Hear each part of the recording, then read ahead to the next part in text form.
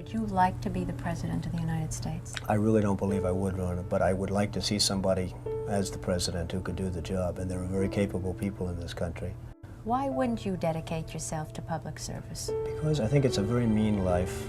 I would love and I would dedicate my life to this country, but I see it as being a mean life, and I also see it as somebody with strong views and somebody with the kind of views that are maybe a little bit unpopular, which may be right, but may be unpopular.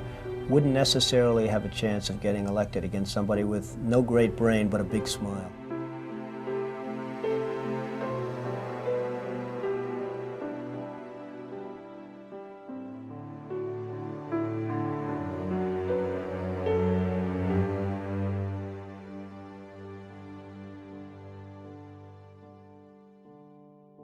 I know people have talked to you about whether or not you want to run. Would you ever? Probably not, but I do get tired of seeing the country ripped off. Why would you not? I just don't think I really have the inclination to do it. I love what I'm doing. I really like it. Also, it doesn't pay as well. No, it doesn't. But, you know, I just probably wouldn't do it, but I do get tired of seeing what's happening with this country, and if it got so bad, I would never want to rule it out totally, because I really am tired of seeing what's happening with this country, how we're really making other people live like kings, and we're not. I think people, I don't know how your audience feels, but I think people are tired of seeing the United States ripped off. And I can't promise you everything, but I can tell you one thing: this country would make one hell of a lot of money from those people that for 25 years have taken advantage. It wouldn't be the way it's been, believe me.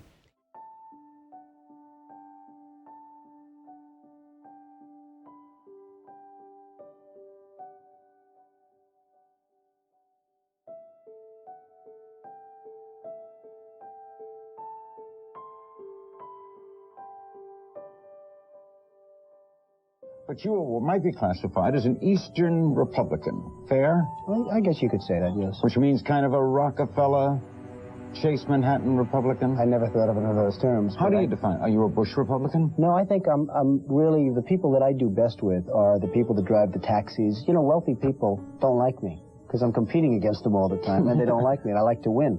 The fact is, I go down the streets of New York, and the people that really like me are the taxi drivers and the workers, et cetera, et cetera. I mean, I really get a great response. Why are you a Republican? I have no idea. I mean, I am a Republican because I just believe in certain principles of the Republican Party. You have flirted with the idea of politics. Now you're here at your first national convention. Does that get you interested in possibly making the plunge? Now you have to tell me something. Who told you I flirted? Well, I didn't know that I flirted with. Well, you took out full-page ads in the New York Times to talk about your foreign policy. Some people would say... I do feel very strongly about the country. I love the country.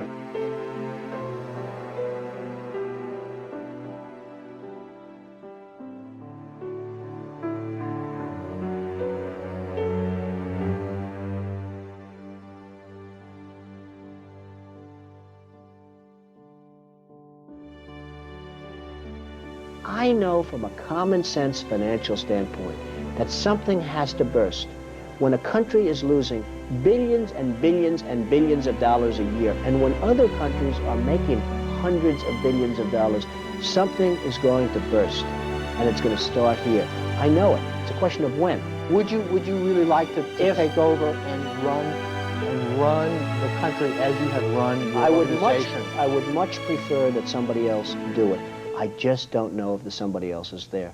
I don't know if we have the kind of advocate that you need. We need major surgery. This country needs major surgery. Are you the surgeon? I think I do a fantastic job, but I really would prefer not doing it. Uh-huh. I hope that somebody comes along who can be an advocate, and I think that somebody will be so popular, But you haven't seen anybody. He or she will be the most, but I don't see it now. I wish that person were there. I have never understood how somebody throughout this country didn't sue the United States government and have that overturned. I mean, you had people, investors, investing over a 10-year period for under a set of conditions. The rules were changed for the government, but they weren't changed for us. I mean, it was an incredible circumstance that happened.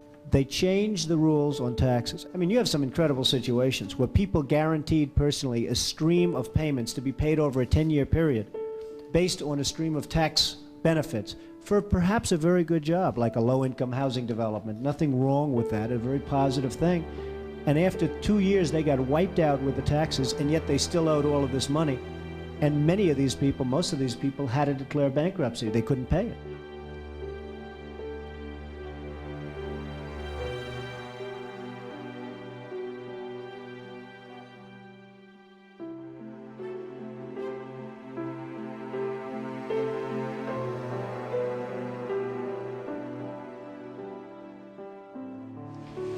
Well, I just hate what's happened to this country. We've gone to a country that's no longer respected. We're in a war that we should have never, and by the way, I'm worse than any hawk there is in terms of military and in terms of defending ourselves. But Saddam Hussein didn't knock down the World Trade Center. He had nothing to do with it. And there were no weapons of mass destruction. You know, nobody talks about the soldiers that are coming back with no arms and no legs. And I saw at Mar-a-Lago on Mondays, I make Mar-a-Lago my club that you know about. In Palm Beach. I make that twice now. On a Monday, I let returning Iraqi injured soldiers come to the premises. The most beautiful people I've ever seen. But they're missing arms and legs. They're with their wives. Sometimes they're with their girlfriends. And the tears are coming down the faces of these people.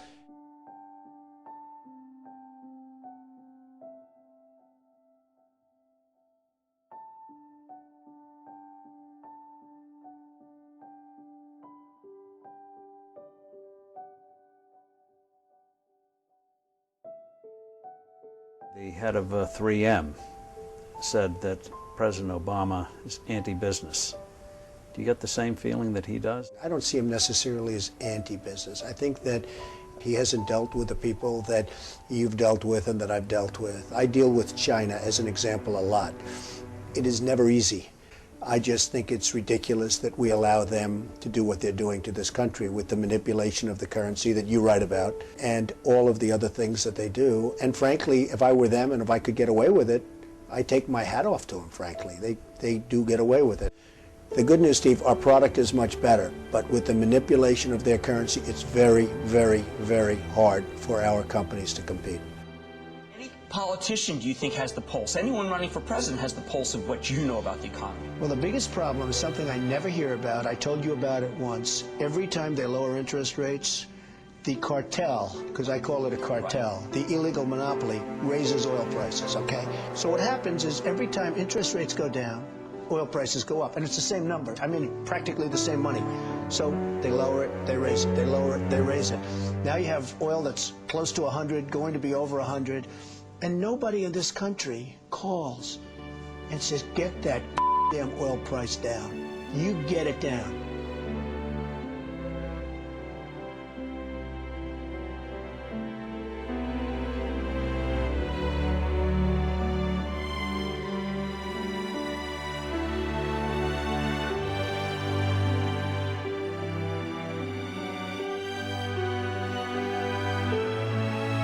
But I have to tell you that our country is in serious, serious trouble. We owe $17 trillion. We have deficits that nobody can even comprehend. China, which I've been talking about for the last 5 years, they just devalued their currency. And the reason they did it, and everybody was surprised by it, was because our leadership is so weak and so pathetic that they can get away with it. And believe me, they're taking our jobs, and they're taking them big league.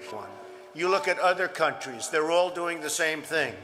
They have no respect for our leader, and frankly, they have no respect any longer for our great country.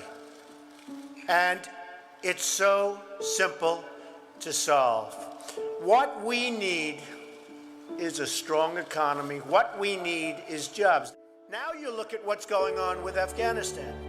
So they make a deal, and I'm not advocating stay, because frankly, I want to build this country. I want to build these schools. I don't want to build a school in Afghanistan, a road going to the school, watch it get built up and then blown up 4 times.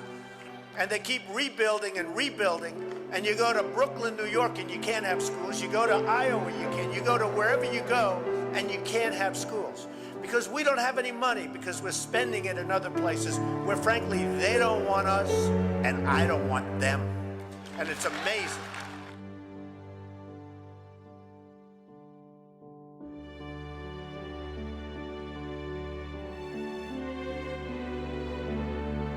Our country is in serious trouble. We don't have victories anymore. The U.S. has become a dumping ground for everybody else's problem. We spent $2 trillion in Iraq. $2 trillion. We lost thousands of lives, and we have nothing. We can't even go there. We have nothing. Last quarter, it was just announced, our gross domestic product, a sign of strength, right? But not for us. It was below zero. Who ever heard of this? And our real unemployment is anywhere from 18 to 20%. Don't believe the 5.6. Don't believe it. Our enemies are getting stronger and stronger by the day, and we as a country are getting weaker. We have a disaster called the big lie, Obamacare. Yesterday it came out that costs are going for people up 29, 39, 49, and even 55%. It is a disaster. So I've watched the politicians. I've dealt with them all my life. They will never make America great again. They don't even have a chance. They're controlled fully by the lobbyists, by the donors, and by the special interests. We need a leader that can bring back our jobs, can bring back our manufacturing, can bring back our military, can take care of our vets. Our vets have been abandoned. We need somebody that can take the brand of the United States and make it great again. I will tell you, I love my life. I have a wonderful family. They're saying, Dad, you're going to do something that's going to be so tough. You know, all of my life I've heard that a truly successful person, a really, really successful person, and even modestly successful, cannot run for public office. Just can't happen. And yet that's the kind of mindset that you need to make this country great again. So, ladies and gentlemen, I am officially running for President of the United States, and we are going to make our country great again.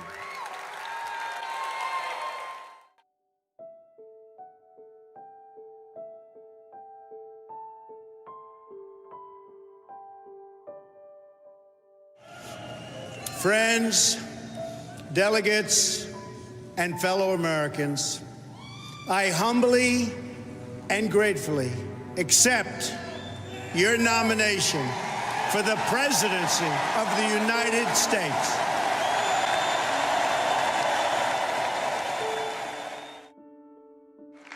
Working together, we will begin the urgent task of rebuilding our nation and renewing the American dream. I've spent my entire life in business looking at the untapped potential in projects and in people all over the world. That is now what I want to do for our country. We're going to get to work immediately for the American people. Again, it's my honor. It was an amazing evening. It's been an amazing 2-year period. And I love this country. Thank you. Thank you very much. January 20th, 2017 will be remembered as the day the people became the rulers of this nation again.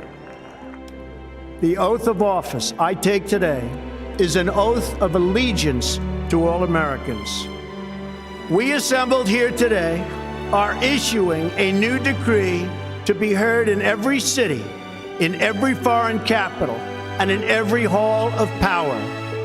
From this day forward, a new vision will govern our land. From this day forward, it's going to be only America first. America first. Every decision on trade, on taxes, on immigration, on foreign affairs will be made to benefit American workers and American families. I will fight for you with every breath in my body, and I will never, ever let you down. Together, we will make America strong again. We will make America wealthy again. We will make America proud again. We will make America safe again. And yes, together, we will make America great again. Thank you, God bless you, and God bless America. Thank you.